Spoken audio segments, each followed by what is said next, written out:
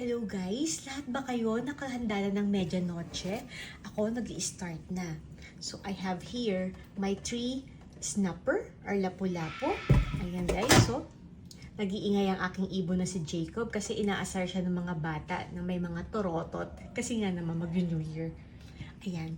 So abangan ko anong gagawin ko sa aking snapper or lapu-lapu. Ano bang masarap gawin dito? Me guys, I want deep fried, sweet and sour, or sinabawan, parang tinola. Oh my goodness. So, ganitong ginagawa ko guys. Pinapat dry ko muna siya ng paper towel para walang tilamsik pag prinito natin. Okay? Ayan, nagpapait na tayo ng cooking oil. And nakahanda na po ang ating snapper. I just seasoned that with salt, pepper, and cornstarch. So, I use here big kawali para magkasya ang ating isda. 1, 2, only 2.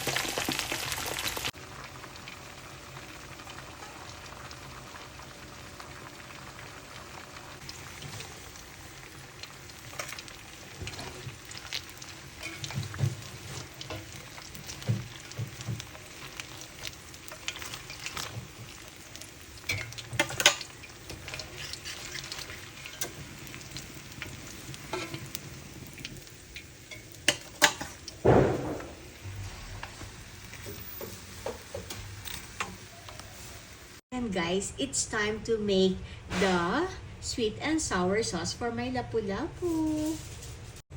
Ayan guys, isutay na natin mauna ang ginger para lumabas na ang kanyang aroma. Followed by sibuyas. Ang dami kong chinap pero naka-ready kami for New Year. Maraming sibuyas para mas masarap. Although ginto ang sibuyas ngayon, it's okay. Kasi tayo naman ang kakain guys. And marami din akong na-chop na garlic. Imagine this is like 4 tablespoons of garlic in just one dish. Ayan. Pag ganyan ang consistency, lagyan natin ng 1 cup of vinegar. Oh my God. And like 3 tablespoons muna ng fish sauce. And then, of course, ibabalance natin yan with 1/2 cup of sugar.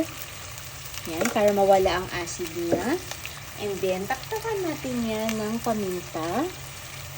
Pakuluan lang ng bahagya yan, guys. Like that. And then, maghahalo ako ng 1 kilo of Del Monte tomato sauce.